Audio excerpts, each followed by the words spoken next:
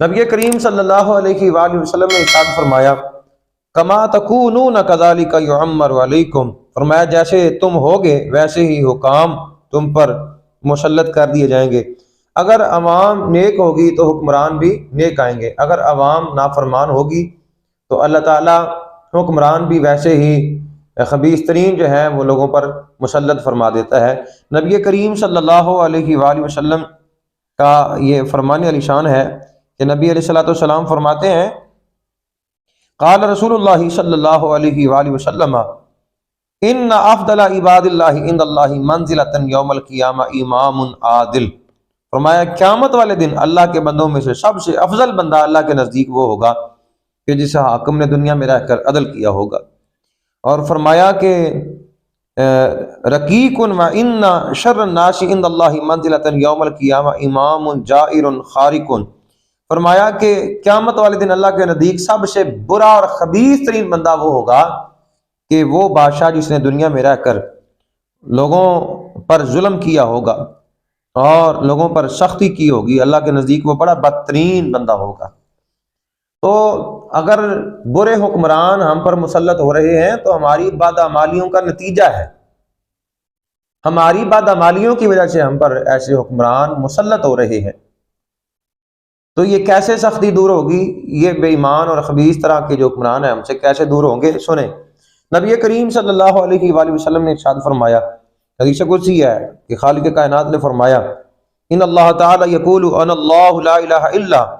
انا مالک الملوک و مالک الملوک قلوب الملوک فی یدی،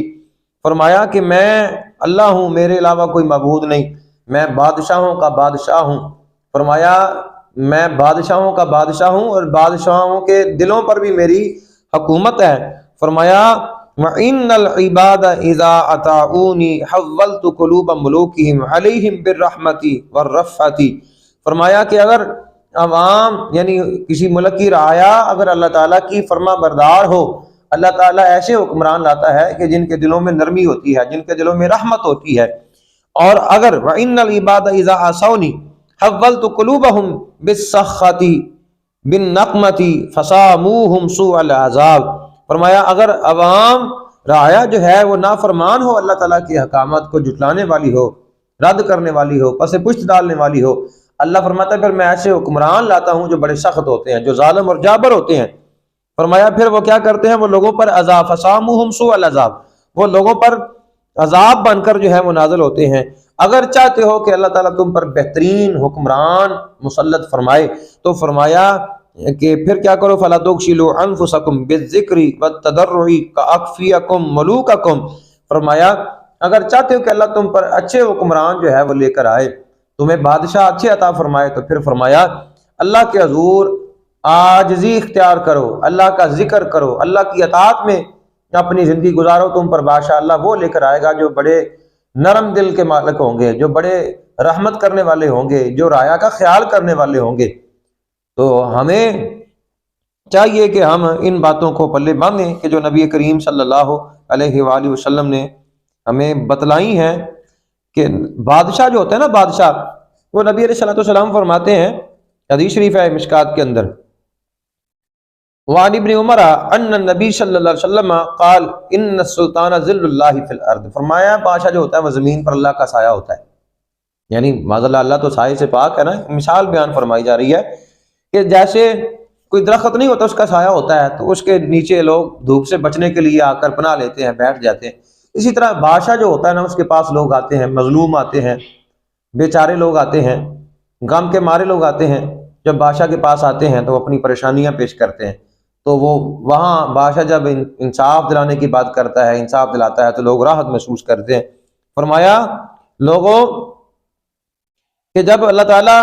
بہترین حکمران جب کسی کے ساتھ اچھا سلوک کرتا رہا کے ساتھ، فرمایا فَإِذَا عَدَلَ كَانَ لَهُ الْأَجْرُ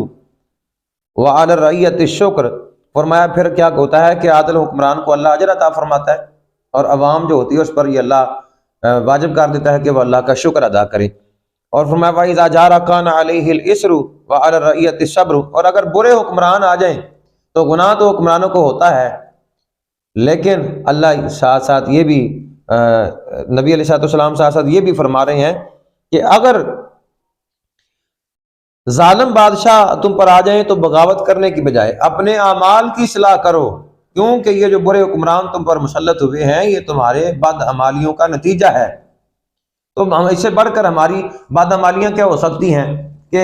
ہم 5,000 روپے لے کر ووٹ دے دیتے ہیں، بریانی کی پلیٹ کھا کر ووٹ دے دیتے ہیں، اور جناب لیگ پیس 2 کھا کے ووٹ دے دیتے ہیں، پھر 5 سال ذلیل وہ ہوتے ہیں کہ اس کی مثال کہیں نہیں ملتی۔ کتنا لوگ ذلیل ہوئے پیچھے بل دینے کے لیے، لوگ رو رہے تھے، سوشل میڈیا پہ ویڈیوز وائرل کی جا رہی تھی، کوئی بکریاں بیچ کے بل دے رہا ہے، کوئی جناب ٹاپس بچیوں کے، کوئی بچیوں کی جو بالیاں ہیں وہ بیچ کے وہ جناب، اور لوگ رو رہے تھے۔ لیکن پھر خیال نہیں آتا جب باری آئی الیکشن کی تو دیکھیں آپ بڑے بڑے جناب ورکر جو جناب بڑے بڑے جالے نعرے ماریں گے۔ تو ہم یہ کہنا چاہتے ہیں کہ اگر بے ایمانوں کے پیچھے چلو گے تو پھر آپ یاد رکھو ظالم کا حمایتی بھی ظالم، چور کا حمایتی بھی چور، گستاخ کا حمایتی بھی گستاخ۔ رسول اللہ صلی اللہ علیہ وآلہ وسلم کے دین کے چوکی داروں کے لیے ہمارا ووٹ ہونا چاہیے، باقی کسی کے لیے نہیں۔ اور میں خود بھی اعلان کرتا ہوں، میں نہ تو میرے کوئی مدرسے میں آئے، نہ ادھر میرے پاس کوئی مسجد میں آئے اور آ کر کہے کہ جی آپ فلاں فلاں پارٹی کو ووٹ دیں۔ ہمارا ووٹ صرف رسول اللہ صلی اللہ علیہ وآلہ وسلم کے دین کے لیے ہے، جو دین کا کام کرے گا، جو ختم نبوت پہ چوکی داری کرے گا، نموس رسالت پہ، نموس صحابہ پہ، عظمت اہل بیت پہ جو کام کرے گا، ہمارا ووٹ اس کے لیے ہے، باقی کسی کے لیے نہیں۔